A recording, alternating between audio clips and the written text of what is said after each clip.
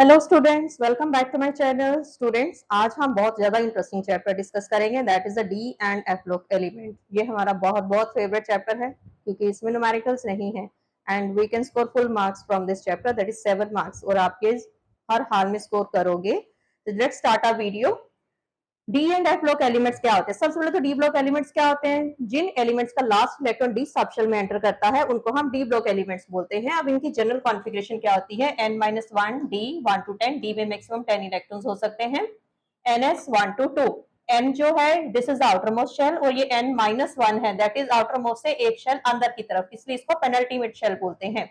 D block elements को हम transition elements भी बोलते हैं, बिकॉज जो ट्रांजिशन एलिमेंट क्यों बोलते हैं? डी ब्लॉक एलिमेंट्स मिड में होते हैं, इधर s होता है उधर p होता है, तो दे show variation in properties between s and p, तो इसलिए इनको हम ट्रांजिशन एलिमेंट्स भी बोलते हैं।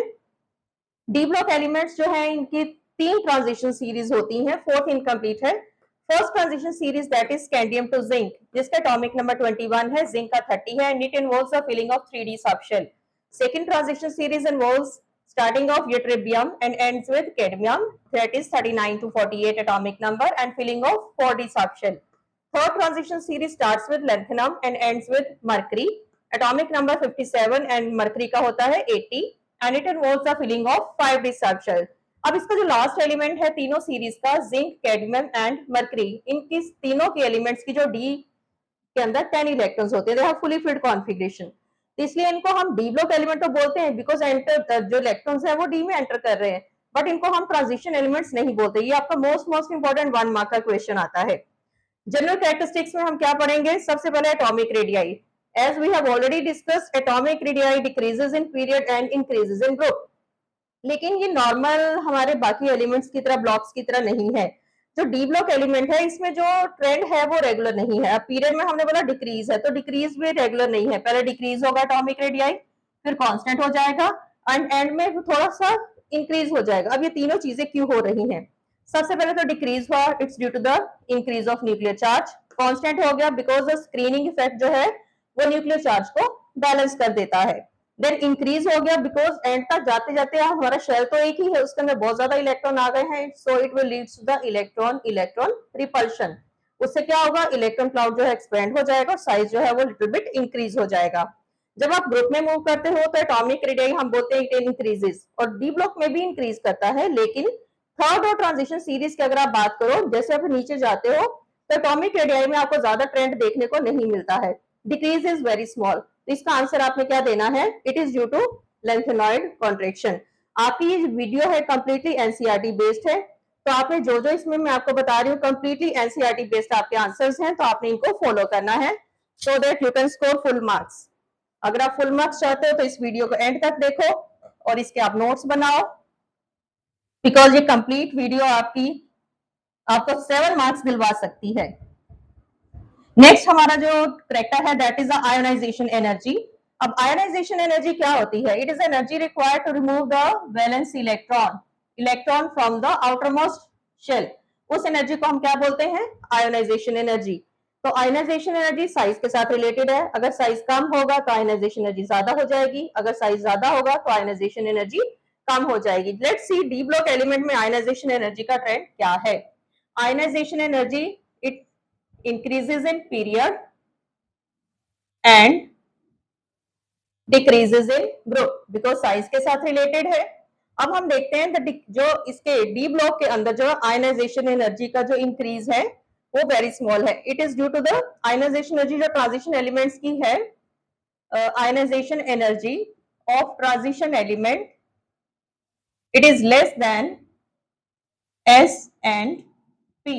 S और P से ये कम होती है। It is due to increased nuclear charge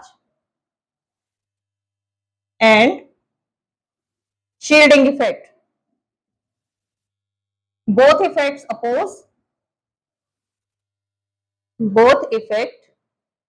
oppose each other, so the increase in ionization energy very small। आपको बहुत शॉर्ट में मैंने उसका निकाल के कंक्लूजन लिखाया है। थर्ड हमारा करेक्टर है metallic character.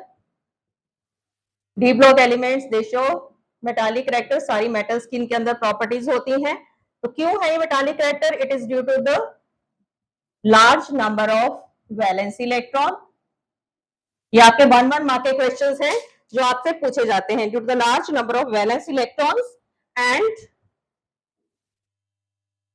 High enthalpy of atomisation. Atomisation भी किसके ऊपर डिपेंड करेगी? Due to the presence of unpaired electron. क्यों है ज्यादा? Due to strong metallic bonds. उसी की एटोमाइजेशन ज्यादा होगी जिसके अंदर मेटालिक बॉन्ड स्ट्रॉन्ग है। नेक्स्ट है melting point and boiling point. अगर आप डी ब्लॉक की बात करते हो तो इनके क्योंकि स्ट्रॉन्ग मेटालिक बॉन्ड है, high melting and boiling point.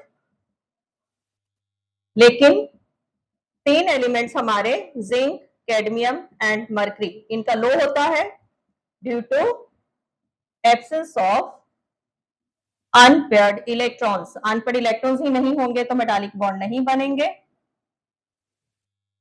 सारे के सारे पेयर्ड हैं, तो इस जो 3 एलिमेंट्स हैं इनके कैरेक्टर्स बाकी डी ब्लॉक एलिमेंट से क्वाइट डिफरेंट होते हैं। नेक्स्ट हम बात करेंगे ऑक्सीडेशन स्टेट।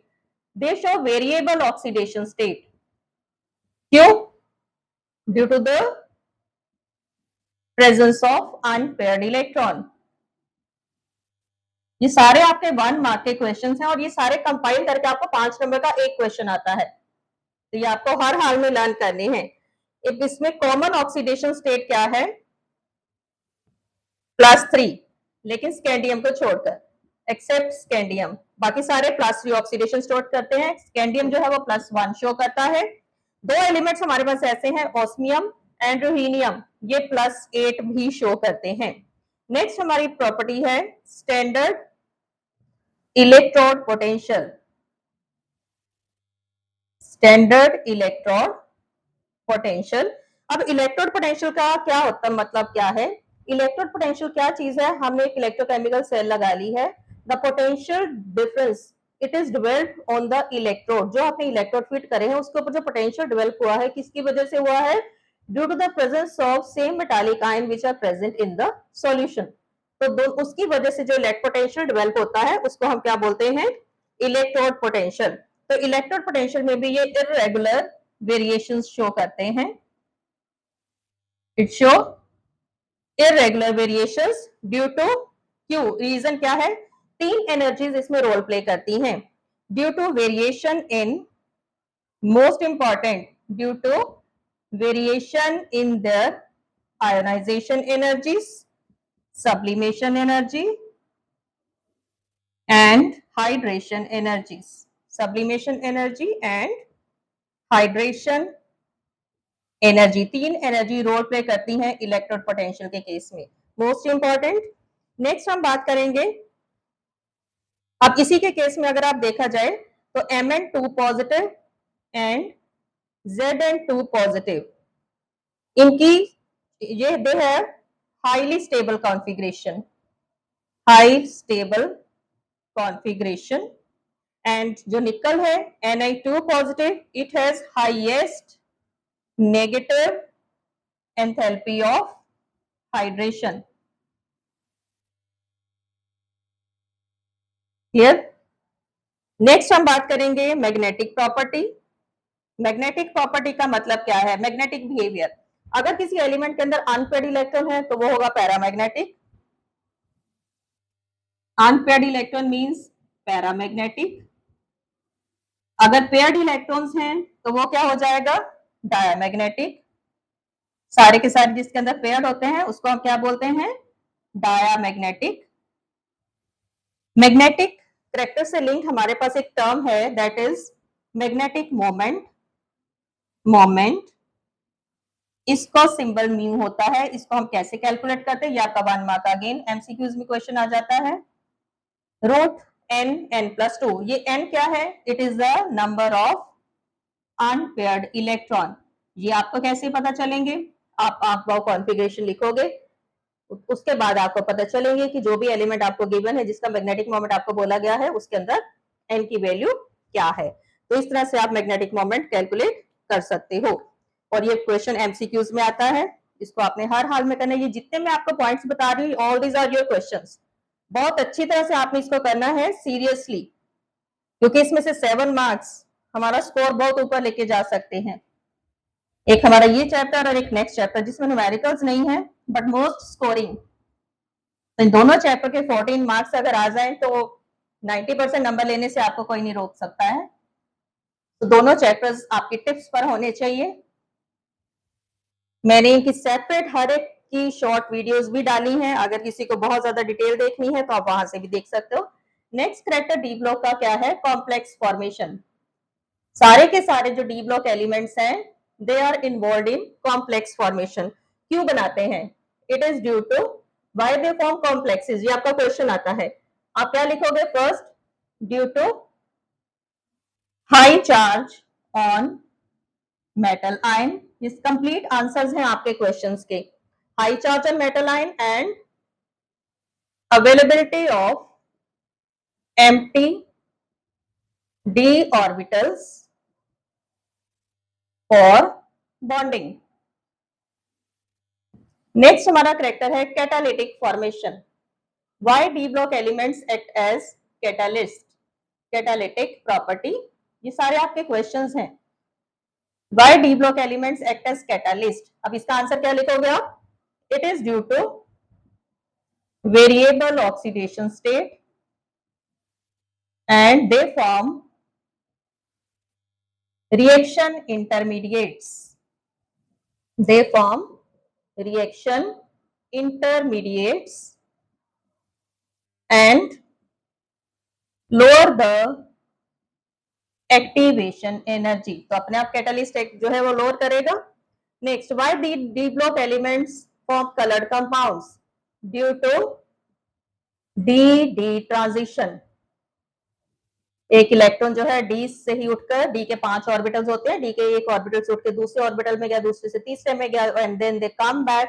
जब वो वापस आएंगे they emit radiations in the form of colour. So हमें डी ब्लॉक एलिमेंट्स जो है वो कलर नजर आते हैं। लेकिन दो हमारे पास कंपाउंड है, ये क्वेश्चन आपको एमसीक्यूज में आता है, KMnO4 and K2Cr2O7, potassium permanganate and potassium dichromate. They form colour, एक का पर्पल होता है एक ऑरेंज होता है। अब ये कलर क्यों देते हैं? It is due to charge transfer. इस केस में आपने डी ट्रांजिशन नहीं लिखना है, ध्यान रखनी है, ठीक है। ये सारे आपके क्वेश्चंस हैं, इंपॉर्टेंट क्वेश्चन। ये हमारा एमसीक्यूज में आ चुका है काफी बार चार्ज ट्रांसफर का। Now d block elements forms alloys. Why d block elements forms alloys? It is due to their similar radii. ये सारे आपके 1 मार्क के आंसर्स में आपको बिल्कुल निकाल के दे रही हूं। Why they form interstitial compound. Interstitial compound क्या होते हैं? जब एक क्रिस्टल बनता है, लाइक ये हमने क्रिस्टल बना लिया, ये क्रिस्टल है हमारा, ठीक है, लाइक सोडियम क्लोराइड, इसमें से एक सोडियम है एक Cl है, तो मैं ऐसे अरेंज करती जा रही हूँ। तो आप देख रहे हो लेयर के ऊपर लेयर जब रखी जा रही है तो बीच में आपको ये खाली जगह मिल नजर आ रही है। तो these are the lattice sites, खाली जगह जो क्रिस्टल के बीच में होती है। तो d block elements act as interstitial compound, वो इन जगह के अंदर फिट हो जाते हैं। क्यों हो जाते हैं? सो ये आपका क्वेश्चन आता है, why d block elements act as interstitial compounds. क्यों होगा? Very simple, because of their small size and they occupy the lattice sites. Now transition elements, they form oxides. They form oxides. Lower oxides जो होते हैं, lower oxides they are basic, और जो higher oxides हैं, higher oxides वो amphoteric भी हो सकते हैं। एम्फोटेरिक का मतलब क्या हुआ? जिसमें एसिड बेस दोनों करैक्टर होते हैं। एम्फोटेरिक भी हो सकते हैं और एसिडिक भी हो सकते हैं। क्लियर? नेक्स्ट हमारे पास जो ट्रांजिशन एलिमेंट्स होते हैं they are not very reactive. क्यों नॉट वेरी रिएक्टिव? अब ये रीजन क्या है? Due to very simple high enthalpy of atomisation. क्योंकि डी ब्लॉक एलिमेंट्स में अनपेयर्ड इलेक्ट्रॉन होते हैं, वो स्ट्रॉन्ग मेटालिक बॉन्ड बनाते हैं, उनको तोड़ने के लिए बहुत ज्यादा एनर्जी चाहिए होती है। Enthalpy of atomisation is quite high, so reaction तो करते हैं but slowly due to high enthalpy of atomisation. So these are the characteristics. ये 13-14 कैरेक्टरिस्टिक्स हैं और इनमें से हमें क्वेश्चन हर हाल में आपको 5 नंबर का क्वेश्चन इसमें से आएगा। 5 कैरेक्टर एक एक नंबर के आपसे पूछे जाते हैं। नेक्स्ट हम करेंगे वेरी वेरी इंपॉर्टेंट, जिसका क्वेश्चन हर हाल में किसी सेट में ये पूछा जाता है। दो हमारे पास इंडस्ट्रियल इंपॉर्टेंट कंपाउंड है, KMnO4 एंड पोटेशियम डाइक्रोमेट। दोनों की प्रेपरेशन हमें आती है, एक सेट में एक की आएगी, दूसरे में दूसरे की आएगी। सो हम बारी बारी से दोनों की प्रेपरेशन स्टडी करते हैं। तो firstly I will discuss potassium dichromate. ये ऑरेंज कलर का कंपाउंड होता है और इसके ओर का नाम है क्रोमाइट ओर। क्रोमाइट ओर, ये क्रोमाइट ओर से बनाया जाता है। So let's discuss the preparation of potassium dichromate. इसके 3 स्टेप्स हैं। क्रोमाइट ओर, क्रोमाइट ओर का फॉर्मूला क्या होता है, ये मैं बैलेंस्ड इक्वेशन लिख रही हूँ। It is FeCr2O4। This is chromite ore. Chromite ore को हमने ट्रीट करा है सोडियम कार्बोनेट के साथ in the presence of oxygen, and we get sodium chromate plus iron oxide and carbon dioxide. ये हमारे पास फर्स्ट स्टेप में क्या मिला, सोडियम क्रोमाइट। अब हम सेकेंड स्टेप में सोडियम क्रोमाइट को सोडियम क्रोमेट में कन्वर्ट करेंगे। Na2CrO4, इसको हमने सल्फ्यूरिक एसिड से ट्रीट करा है। Will get Na2Cr2O7। ये मेरे पास क्या बन गया, सोडियम डाइक्रोमेट। सोडियम सल्फेट मिला, साथ में water. This is sodium dichromate. Third step में हमने सोडियम को पोटेशियम से रिप्लेस करना है। थर्ड स्टेप Na2Cr2O7, इसको हमने KCl से ट्रीट करा है, कंसंट्रेटेड KCl से। हॉट मिक्सचर लिया है दोनों का। I will get potassium dichromate plus NaCl. So very very important preparation of potassium dichromate. Next we'll discuss, and now potassium dichromate is a very strong oxidizing agent in our chemistry. ये हमारी titrations जो हम करते हैं, quantitative analysis आप laboratory में experiments करते हो, प्रैक्टिकल आपका ये बहुत ज्यादा इंपॉर्टेंट प्रैक्टिकल है जो कि आपको फाइनल में भी लिखना भी आता है और आपको करवाया भी जाता है। तो हमारे ये दोनों कंपाउंड जो हैं KMnO4 and potassium dichromate, redox titrations में ये यूज होते हैं। So next will discuss properties of potassium dichromate. अब जैसा हमने बोला है कि it act as strong oxidising agent, तो हम इसका ऑक्सीडाइजिंग कैरेक्टर स्टडी करेंगे। ऑक्सीडाइजिंग कैरेक्टर फर्स्ट हम करेंगे, it oxidises ferrous to ferric. देखते हैं कैसे हैं in acidic medium. Clear, ferrous to ferric in acidic medium. So let's write the reaction.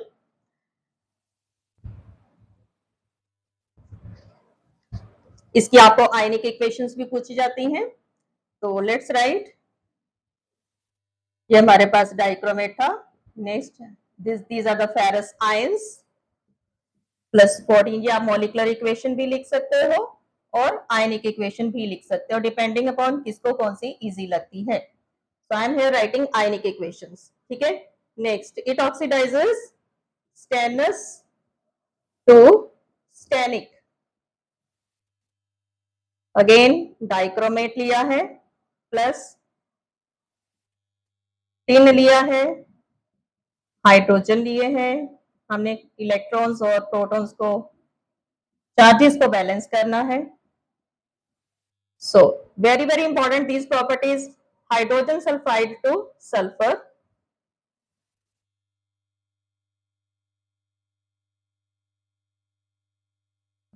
इनमें से आपको आएगा ही आएगा। 2 मार्क्स का इन रिएक्शंस में से आपका आता है। एंड लास्ट हम करेंगे आयोडाइड टू आयोडीन। डाइक्रोमेट लिया है, 2 negative charge, 6 iodide ion, 14H positive, we get chromium ion, 7 water and iodine. Next we'll do the structure of chromate ion and dichromate ion. Dichromate ion all are in your NCERT, बहुत अच्छी तरह से करना है। Chromate ion का structure CrO for 2 negative, dichromate का formula क्या होता है, 2 नेगेटिव। So let's draw. पहले हम इसका ड्रॉ करते हैं, टेट्राहेड्रल स्ट्रक्चर आता है। Clear, 2 negative. डाइक्रोमेट का Cr 2 है, ठीक है। कैसे बनाएंगे, इस ऑक्सीजन को बीच में ब्रिज बना देते हैं, 6 और ऑक्सीजन को हमने फिट करना है लाइक दिस। तो ये हमारा बन गया Cr2O729, Cr2O7 ऊपर 2 नेगेटिव चार्जेस। और ये जो पोटेशियम डाइक्रोमेट है, it is used as primary standard, ये भी आपका एमसीक्यूज का question, primary standard in volumetric analysis, बहुत इंपॉर्टेंट यूज है इसका। And all these topics are covered from NCERT, किसी भी हाल में इनको आपने स्किप नहीं करना है। नेक्स्ट हम बात करेंगे पोटेशियम डाइक्रोमेट। पोटेशियम डाइक्रोमेट भी पोटेशियम पर मैग्नेट, पोटेशियम जो पर मैग्नेट है वो भी डाइक्रोमेट की तरह बहुत स्ट्रॉन्ग ऑक्सीडाइजिंग एजेंट है। ये आपने अपने घरों में भी यूज करते हो, इसको हम एज ए डिसइंफेक्टेंट, पानी को स्टेरिलाइज करने के लिए जिसको हम यूज करते हैं। And lot of experiments we have done in our lower classes, 10th में भी हमने पढ़ा है। पर्पलिश कलर का सब्सटेंस होता है ये पोटेशियम परमैंगनेट। जो पोटेशियम परमैंगनेट है, इसकी प्रेपरेशन होती है पायरोल्यूसाइट ओर से। इसके ओर का नेम क्या है, पायरोल्यूसाइट ओर। सो चलिए इसकी प्रेपरेशन बहुत इजी है, सिर्फ 2 स्टेप्स है और वो भी छोटे छोटे से। तो फर्स्ट स्टेप MnO2 जो है पायरोल्यूसाइट ओर होता है, हमने पायरोल्यूसाइट ओर लिया है, इसको हमें एल्कली के साथ ट्रीट करा है। We get K2MnO4, it is potassium manganate, ये पर नहीं है, इसका नेम क्या है, पोटेशियम मैंगनेट। सेकेंड स्टेप में हमने जो हमारे पास पोटेशियम मैंगनेट आया है फर्स्ट स्टेप में, उसको हमने क्लोरीनेशन की है। We get potassium permanganate, this is potassium permanganate. Like potassium dichromate, it acts again oxidising agent. Oxidising agent वो एसिडिक में था, लेकिन ये न्यूट्रल, एसिडिक और बेसिक तीनों में ही ये ऑक्सीडाइजिंग कैरेक्टर शो करता है। तो चलिए फर्स्ट विल डिस्कस, हम इसका एसिडिक मीडियम में कर रहे हैं। First iodide to iodine, like potassium dichromate की तरह इसका भी हमने करना है।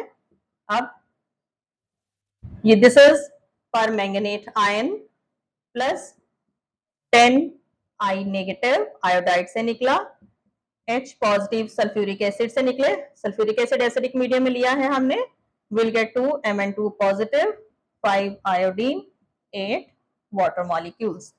सेकेंड फेरस टू फेरिक, थोड़ी 2-3 बार अगर हम ये रिएक्शन लिखते हैं तो हमें समझ में आ जाते हैं। MnO4 negative, ferrous, sulphuric acid से निकले H ions, we get manganese ion, ferrous ion and 4 water molecule. Third हम करेंगे oxalate to carbon dioxide. Oxalate कहां से आया है, ऑक्सैलिक एसिड से आया है, ठीक है। Again 2 MnO4 negative plus C2O4, 2 negative oxalic acid, hydrogen ions, 2 Mn2 positive, 10 carbon dioxide, 8 water molecules. Next इसका करेक्टर है सल्फाइड टू सल्फेट, सल्फाइड से सल्फेट। सल्फाइड का फॉर्मूला क्या होता है, SO3, ऊपर 2 नेगेटिव, मैंगनेट पर मैंगनेट आयन लिए हैं, हाइड्रोजन आयंस निकले सल्फ्यूरिक एसिड से, क्या बना, manganese ion, sulphate ions plus 3 water molecules. Next we'll discuss iodide to iodate. Iodide से क्या बनाया, आयोडेट, कंफ्यूज नहीं होना है। Permanganate ion plus iodide ion plus water, we get iodate ion, manganese dioxide and 2 OH negative ion. जिस तरह से हमने क्रोमेट एंड डाइक्रोमेट का स्ट्रक्चर करा है, उसी तरह से हमने परमैंगनेट और मैंगनेट दोनों का स्ट्रक्चर करना है। दोनों का टेट्राहेड्रल स्ट्रक्चर होता है, लेकिन अब स्ट्रक्चर के बेस पे आप इनके कलर वेरिएशन देखिए, अदरवाइज कलर पर्पल होता है। तो अभी हम देखते हैं कि ये ग्रीन कलर का भी होता है, पायरोलिसाइट और से बनाया जाता है। So let's draw the structure of, सबसे पहले हम बात करेंगे MnO4 2 negative, this is manganate. MnO4 negative, this is permanganate. ये पर्पल कलर का होता है और ये आपका ग्रीन कलर का होता है। ये भी आपका क्वेश्चन आ जाता है। So let's draw the structure. Tetrahedral geometry है इसकी, दोनों के ऊपर नेगेटिव चार्ज होते हैं, इसलिए 2 नेगेटिव है। अब इसमें देखिए,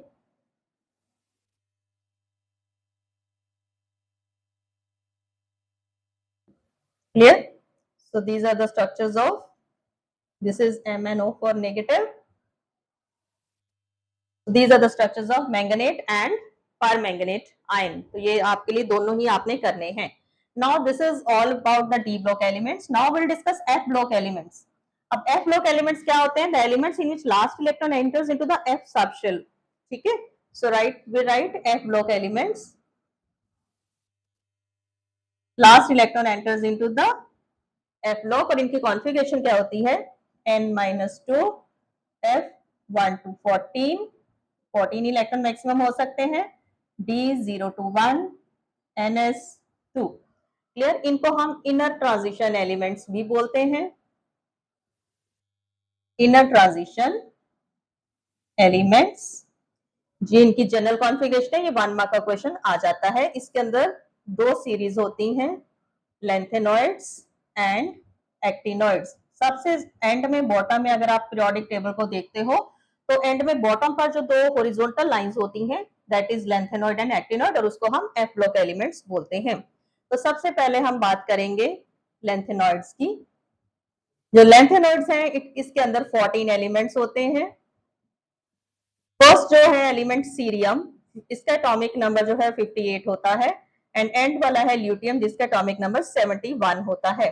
जो लेंथेनॉइड्स हैं these are very hard metals, इनके अंदर भी मेटालिक करैक्टर होता है।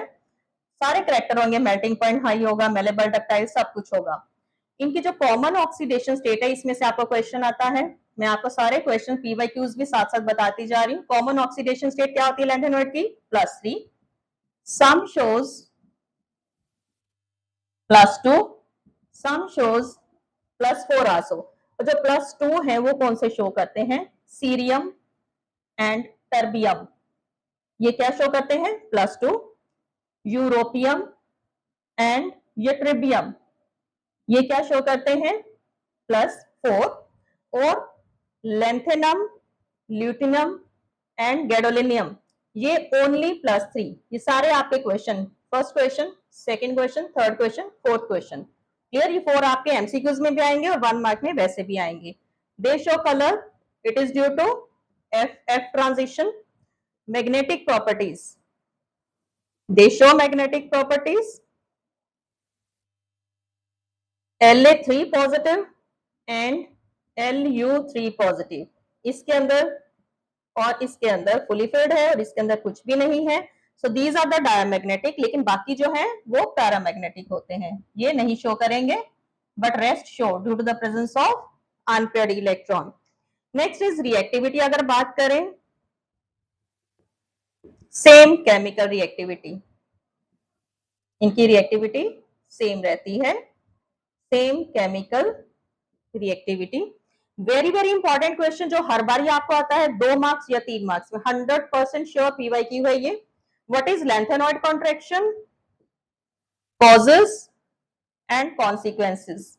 लेंथेनॉइड 3 नंबर, लेंथेनॉइड कॉन्ट्रैक्शन क्या है, कॉज क्या है और इसके कॉन्सिक्वेंस क्या होते हैं। तो मैं ये आपको कंप्लीट क्वेश्चन यहां पर आपको लिख रही हूं। सबसे पहले तो हम डेफिनेशन देंगे। डेफिनेशन क्या है?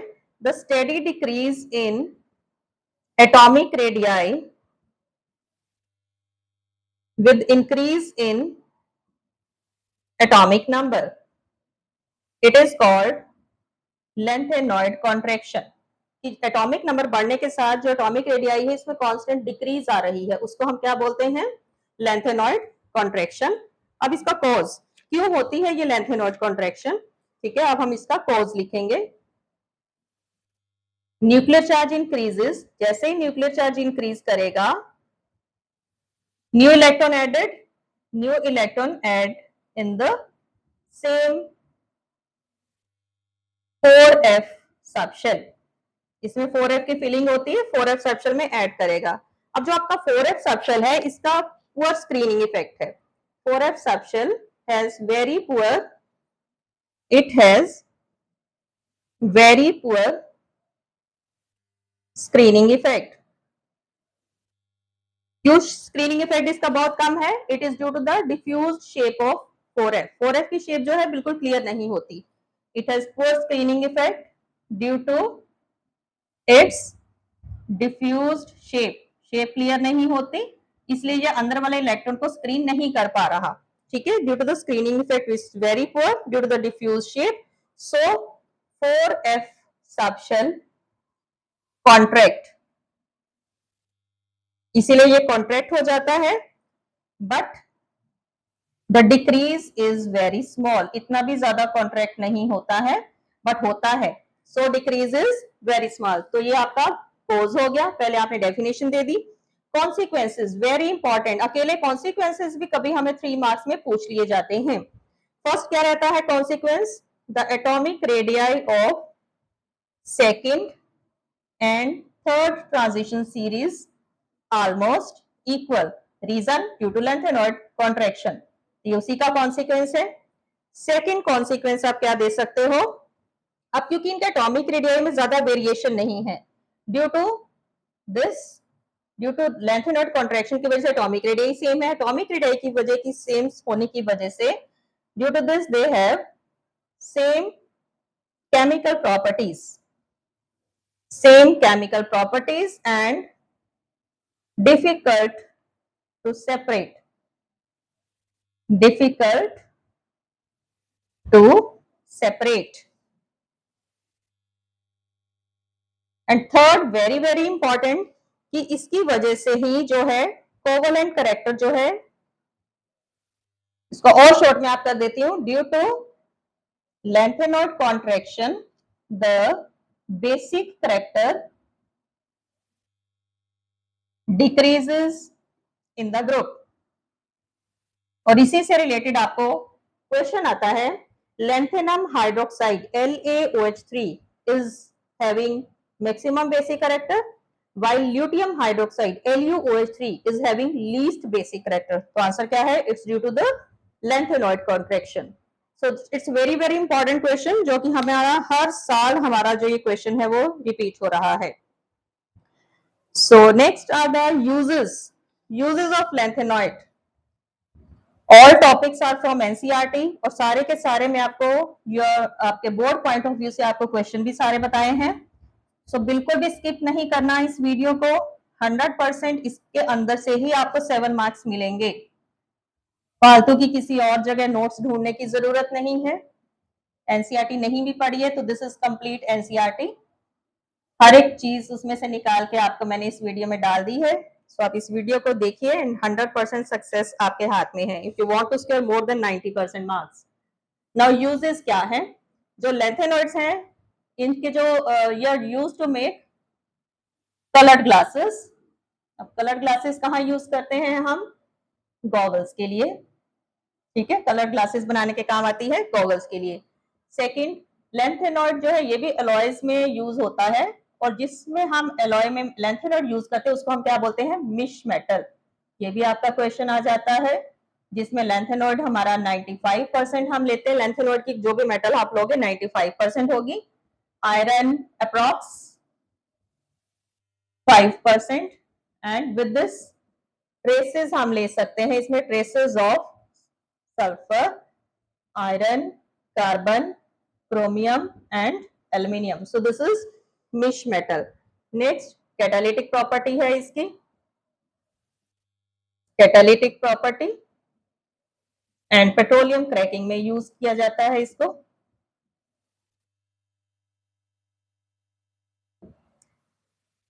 एंड और भी बहुत सारे यूजेस हैं, ठीक है, लेकिन 3 इंपॉर्टेंट यूजेस आप लर्न कर लो। Next is actinoid. लास्ट वाली सीरीज जो है उसको हम एक्टिनॉइड बोलते हैं and it involves the filling of 5f subshell. Like lanthanoid में 4f थी, इसमें हमारा 5f की फिलिंग होती है। तो फर्स्ट एलिमेंट जो है हमारा एक्टिनियम है, इसमें फर्स्ट एलिमेंट एक्टिनियम और लास्ट एलिमेंट है हमारा लोरेंशियम। सो एक्टिनियम एंड लोरेंशियम, लोरेंशियम का एटॉमिक नंबर क्वाइट हाई रहता है, तो इसमें हमारी कॉन्फ़िगरेशन क्या रहेगी, क्लियर। तो ये हमारी कॉन्फ़िगरेशन है एक्टिनॉइड्स की। So let's discuss the trends. अब इस केस में क्या है, फर्स्ट हम बात करेंगे atomic radii. Again same, decreases with increase of nuclear charge. जैसा लेंथेनॉइड में है बिल्कुल वैसा ही है, but the decrease is very small due to the poor shielding of 5f subshell. ड्यू टू poor shielding of 5f, decrease is very small. Next ionisation energy की अगर हम बात करें, it is less than lanthanoid, less than lanthanoid. Reason क्या रहेगा, again due to the poor shielding of 5f। Next बात करते हैं ऑक्सीडेशन स्टेट, मोस्ट इंपॉर्टेंट, जिसमें से रिलेटेड हमें क्वेश्चन आता है। The common oxidation states are from +2 से लेकर +7 तक। +3 सबसे कॉमन है, लेंथेनॉइड में भी +3 कॉमन थी, इसमें भी कॉमन है, लेकिन इसमें वेरिएशन देखिए, वो सिर्फ +2 और +4 था, ये 3 4 5 6 7 सारे शो करते हैं। रीजन क्या है, why they show so many oxidation state, it is due to comparable energies of 5f, 60 and 7s, बहुत small energy difference है, so they show most these oxidation state. अब like lengthenoid contraction हमारा actinoid contraction भी है। अब एक्टिनोड में हमारा 5f subshell है, तो इसकी जो शील्डिंग है 4f से भी कम होगी, शील्डिंग वेरी लेस। अब शील्डिंग उससे भी कम है, सो जो एक्टिनोइड कॉन्ट्रैक्शन है it is greater than lanthanoid contraction, उसे और ज्यादा हो जाएगी ये लेंथेनॉइड कॉन्ट्रैक्शन से। अब complex formation, great tendency to form complex due to small size and high nuclear charge, high nuclear charge. Next, they are chemically reactive, chemically reactive है ये।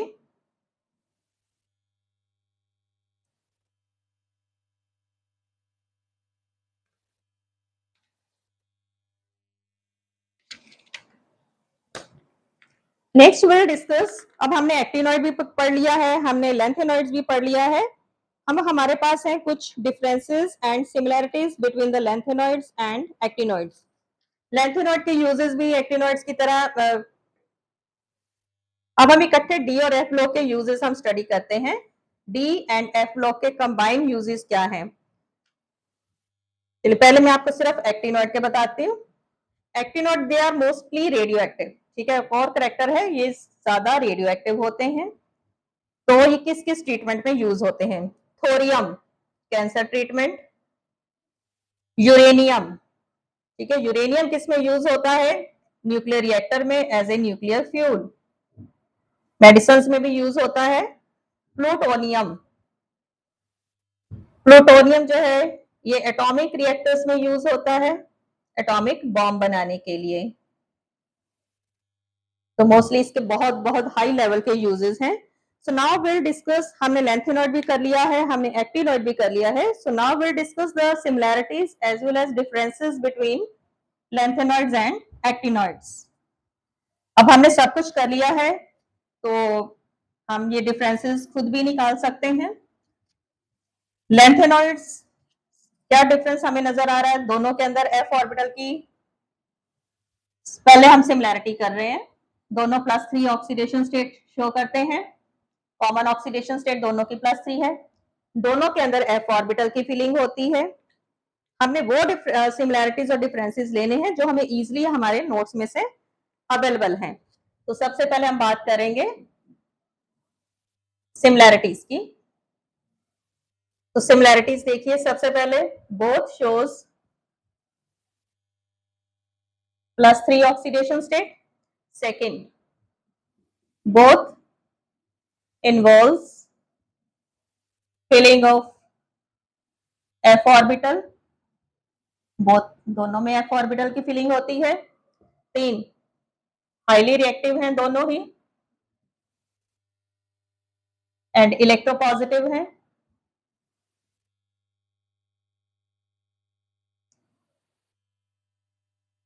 दोनों कॉन्ट्रैक्शन शो करते हैं। Both show contraction due to poor shielding of f orbital. Then both shows ion exchange behavior. complexes बनाते हैं ना, both shows ion exchange behavior. So these are the similarities. ये सारे आपके questions हैं. Now we'll discuss the differences. Lanthanoids and these are the actinoids. So let's difference. Lanthanoid का first difference क्या है? All show +3 ऑक्सीडेशन स्टेट जो कि common है। Some shows +2 and +4। अब एक्टिनॉइड में क्या है? इन एडिशन टू +3 तो सारे करेंगे ही करेंगे। Oxidation state vary from +2 to +7। 4f contraction less 5f contraction more. Next हमने क्या difference? They form less complexes, they form more complexes. ये सारे रेडियो एक्टिव नहीं होते हैं, एक्सेप्ट एक एलिमेंट है जो इसमें रेडियो एक्टिव है, प्रोमीथियम। PM इसका सिंबल है। ऑल आर नॉट, जो बाकी के हैं they are not radioactive, non radioactive लिख सकते हो, ऑल रेडियो एक्टिव। इसमें सारे के सारे ही आपके रेडियो एक्टिव होते हैं। नेक्स्ट हम देख सकते हैं ये कलरलेस होते हैं, सिल्वरी कलर के होते हैं, लेकिन ये जो है ये कलर्ड होते हैं। ठीक है, ये लेस बेसिक है,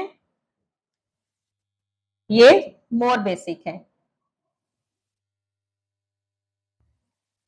So this is all about your lanthanoids, actinoids, D and F block elements। सारे के सारे इंपॉर्टेंट टॉपिक्स हमने करे हैं। डी ब्लॉक एलिमेंट्स जो है मेटल्स होती हैं, ये कॉइनेज मेटल्स भी इनको हम बोलते हैं, बिकॉज कॉइनेज मेटल्स जो है ये हमारी वेल्थ, हमारी करेंसी बनाने में काम आते हैं। सो डी ब्लॉक एलिमेंट्स के काफी सारे यूजेस हैं। सो ये सारे के सारे टॉपिक्स आपकी एनसीईआरटी कवर्ड हैं, आपने इनको फॉलो करना है। इसके आप नोट्स बनाइए, इस वीडियो को अच्छी तरह से देखिए। अगर आपने एनसीईआरटी अभी तक नहीं पढ़ी है, no need to worry about it, ये आपकी कंप्लीट एनसीईआरटी है और इसको वीडियो को देखकर आप पूरे 7 मार्क्स इसमें से स्कोर कर सकते हो। सो इस वीडियो को देखिए, लाइक करिए, अपने फ्रेंड्स को भी शेयर करिए एंड सब्सक्राइब जरूर करिए, because I am uploading the video of each and every topic of your NCERT on every Friday and Sunday. आपके +2 की सारी वीडियोस, शॉर्ट सब कुछ अपलोड कर रही हूँ according to your board point of view. It cover NEET and JEE also. So don't forget to like, share and subscribe my video. Thanks for watching my video.